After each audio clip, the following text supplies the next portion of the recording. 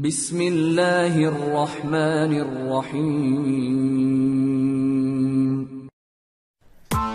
Press the bell icon on the YouTube app and never miss another update.